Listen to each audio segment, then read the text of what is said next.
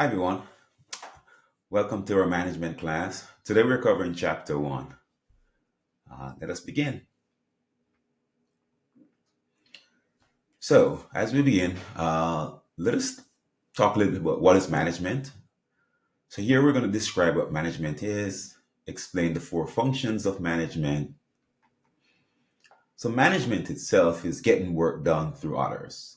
So, we are thinking of it in two ways, right? How effective we are, how efficient we can be. So, the idea is to look for those two modes to get basically trying to figure out how to get the most efficient and effective way to get work done through others. So, what are the four functions of management? One, planning. Two, organizing. Three, leading. Four, controlling. Let us dive a little bit deeper into this. So, planning. The idea is to think of the goal that the organization is setting and the means for achieving these goals. So, we're determining the goals and thinking of what are the means, what are the activities that we need to do to achieve these goals. Organizing, deciding where decisions will be made, who will make that decision, and who will do the job or the task, who is responsible for those jobs, those tasks, who is empowered to take those tasks or do those jobs. Leading. Pretty much right here, the leaders, the top people in the company, they're trying to figure out a way to motivate the employees, inspire them, the stakeholders to buy into the vision of the organization. It's pretty imperative to make sure that your stakeholders are motivated to get things done, get the workers done. When I refer to stakeholders, here I'm talking about employees, potentially community members, government, church leaders. So inspiring and motivating those people to buy into the vision, the mission, to get things done is pretty compelling. Controlling, monitoring the progress towards goal achievement and taking corrective actions. What do they mean by that? There's a lot of things they're saying right here. So really, as the organization is doing things, there's processes that's going on.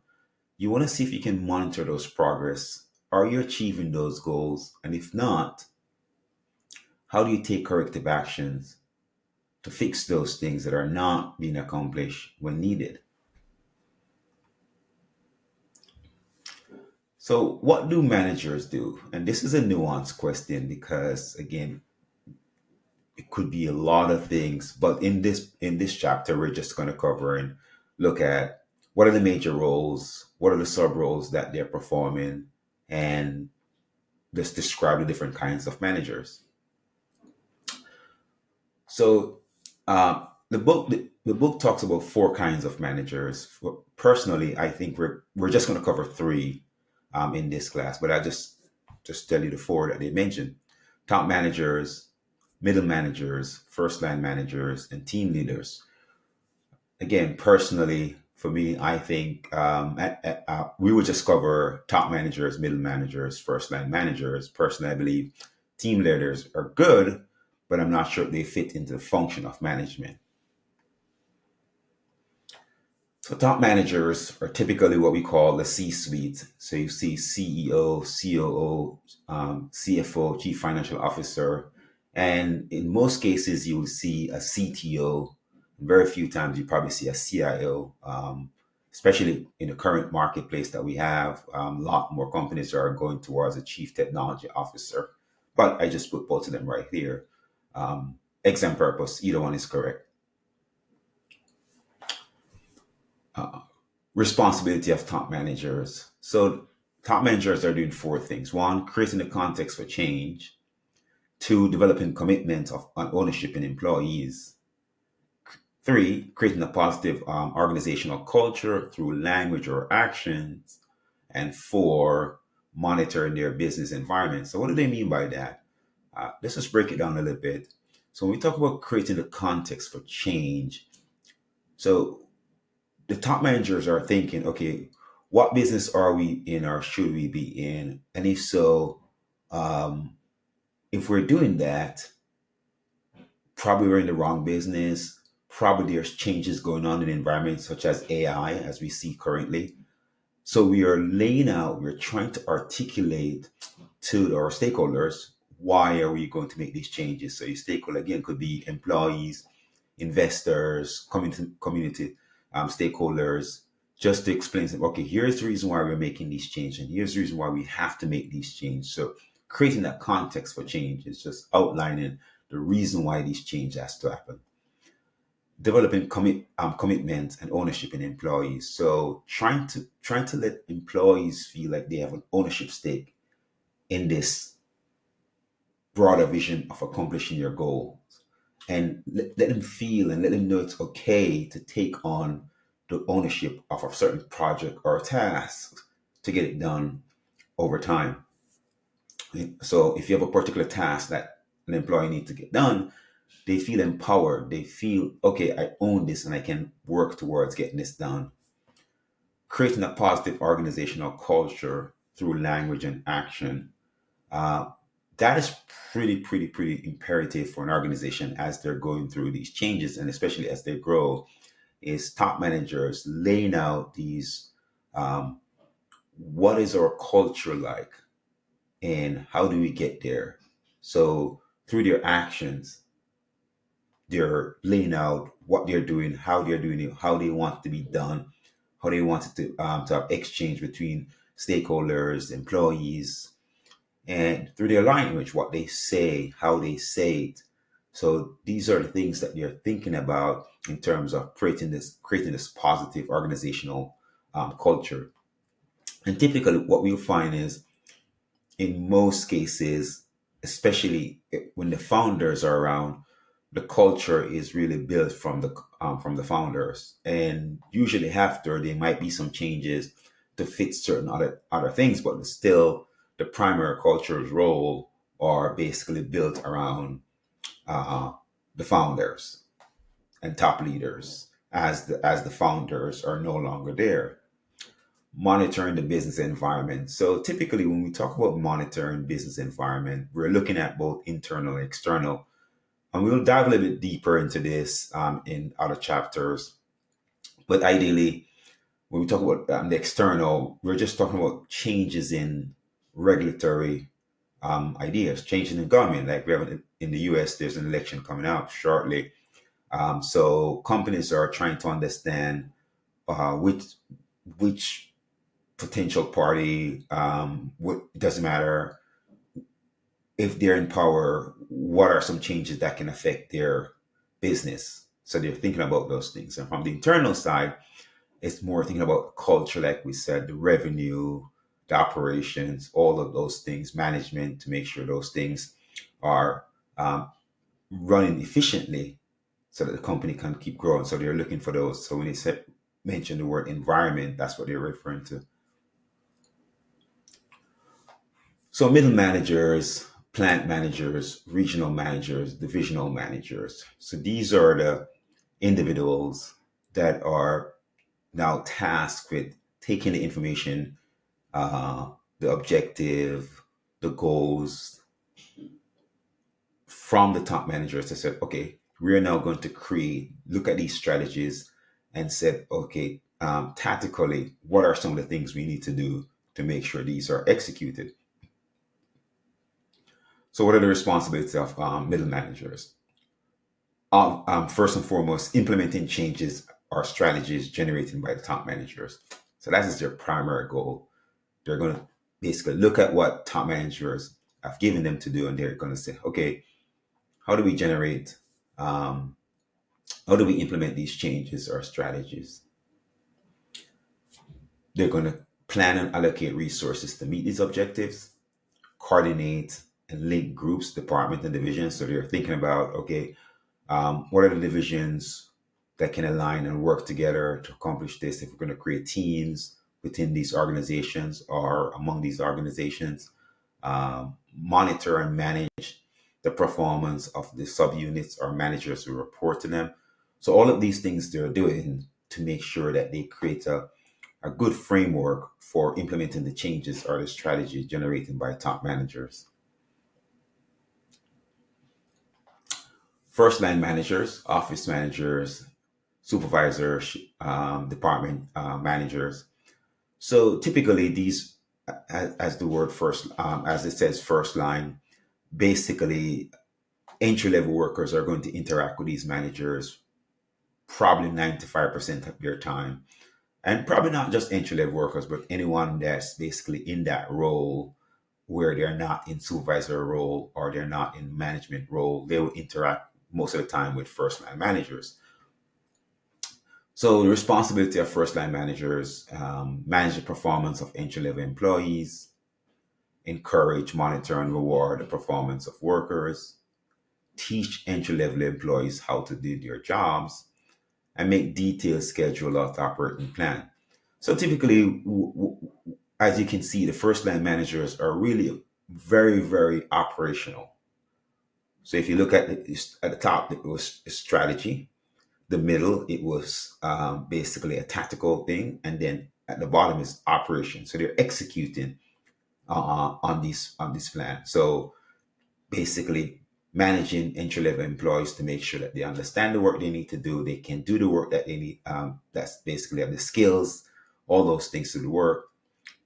They're encouraging and monitoring, basically with reward system and incentives to make sure the workers perform at a certain level.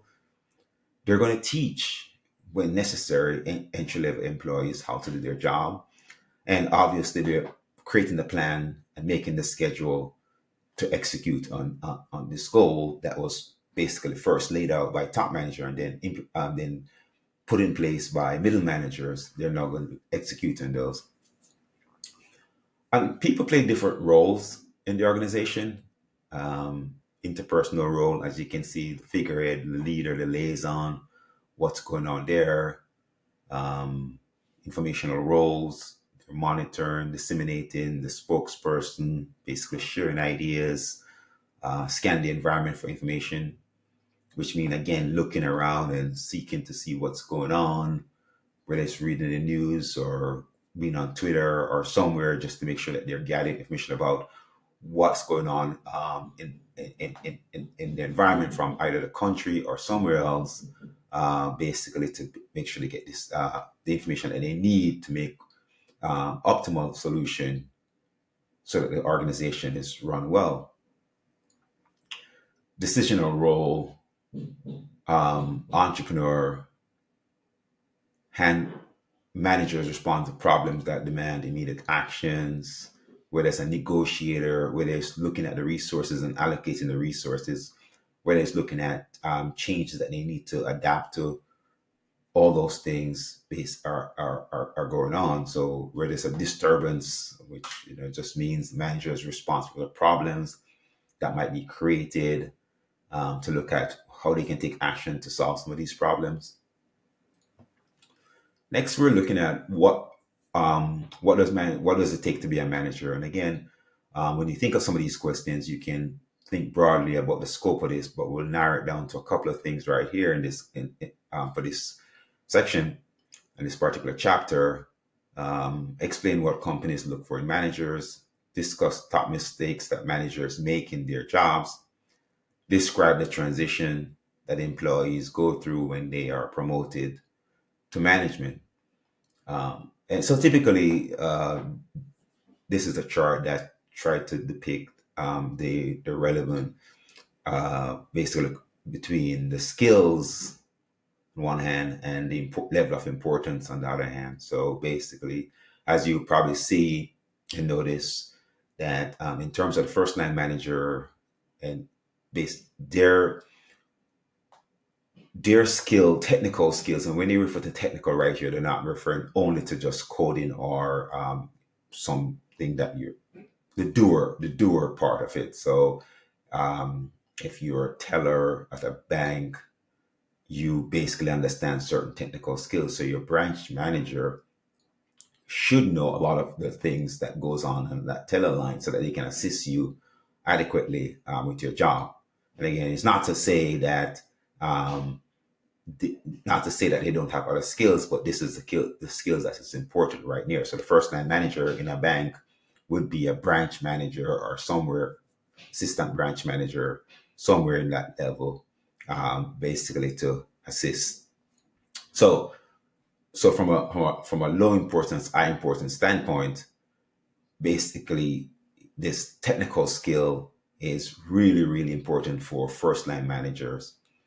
You will notice that for the human skills, they're advocating that everyone in the organization, or at least every management managers, should, doesn't matter where they are, should have a high level of human skills, which makes a lot of sense because you're in management role, you're motivating people, you're monitoring them, you're working, you're teaching. So having the ability to interact with people should be a very high skill.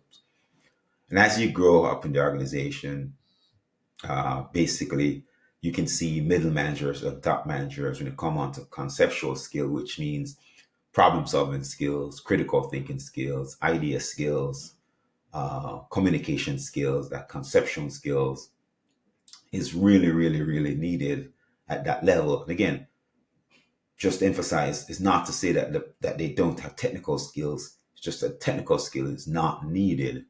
What is more in demand at this level is the conceptual skills, and you have to recognize that basically as you go from being the low level manager to the top managers.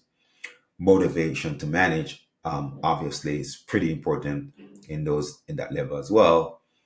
Being able to motivate people and inspire people to join you on this journey is extremely important. So mistakes managers make sometimes, basically, as you can see, they're insensitive to others, they're cold, overly ambitious, and all these things are basically, again, it depends, because most time if you're an employee and you're transitioning to management, it might be a little bit harder to think you're trying to prove yourself. So being overly ambitious obviously is going to come with doing that.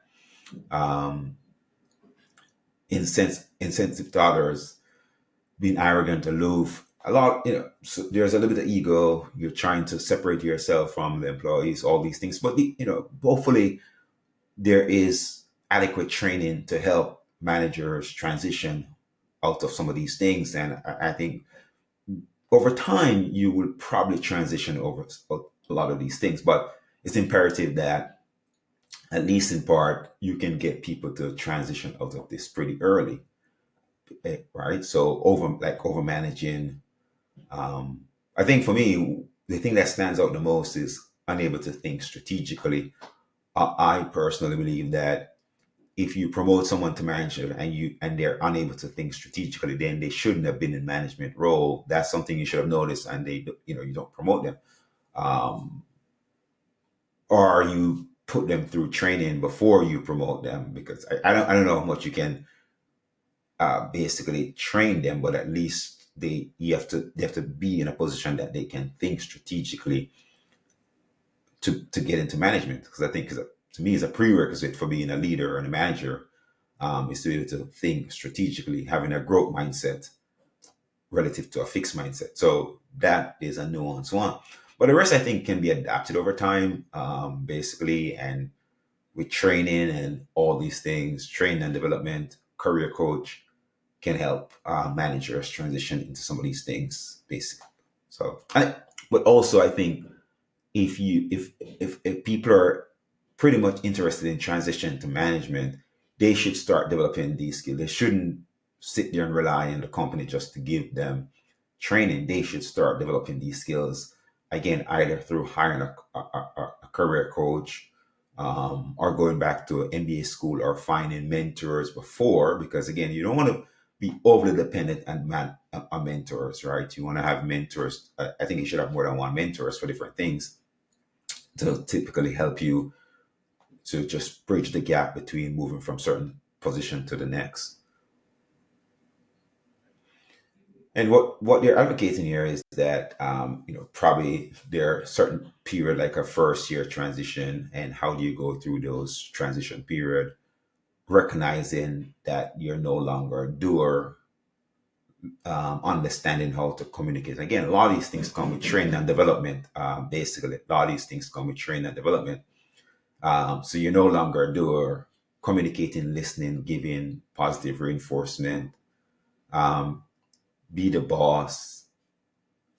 Managing tasks might not be the most important thing that you're doing, but how do you do it? Making sure that you can moving at a fast pace. The workload might be heavier, so how do you delegate a lot? Um, so as you can see, the job is to be a problem solver and troubleshooter, basically. So that's more your role. Your problem solver, troubleshooter for your subordinates. So you're no longer a doer. So kind of just understand those things as you move from being this employee into this management role and continuously learning and developing your skills. Why it matters, why management matters. So, basically would explain lots of companies are pretty competitive through people.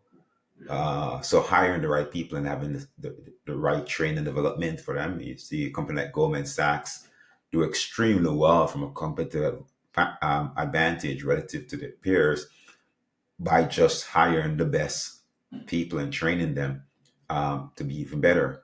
So thinking about some of these things in terms of that hiring process and going through the training development, and there's this conversation or this talk a lot of times where, especially in the startup world, where you'll hear people say hire slow and fire fast, and in some regard it's true, basically, but it also lends to the point where you ask yourself, if you're hiring slow, then there's a high probability. And again, this is a just to kind of qualify this.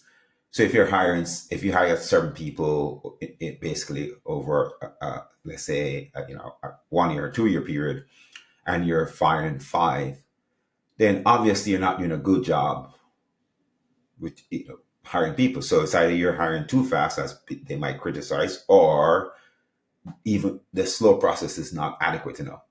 So you might need to probably either outsource this or basically just try to find people who are better at hiring than you, and you can participate if you're the manager, or basically, because I think that is imperative to think about in terms of getting the right people that surrounds you. So if you're consistently not hiring the right people and have to replace them pretty fast, then you're not doing a good job in the selective hiring process somewhere along the line, and you just need to think about it. So yeah, so that's the reason why it's pretty important to hire the right people in terms of management so they can scale up. Just in closing, basically just provided you some little fun facts, things you can just look at, videos or this to get, again, just understand some skills that are more that you might find pretty reasonable. But it's just some fun facts for you to do. Two nice videos you can just go through and watch it. So thank you so much, and that ends chapter one. Really look forward to continue our conversation. If you have any questions, please feel free to message me or send me an email. Absolutely love to, like, we can sit down and talk about this more if you need more dialogue or more information around a certain questions or certain part of the chapter. So have a great time, and I'll see you soon. Chapter two. Bye.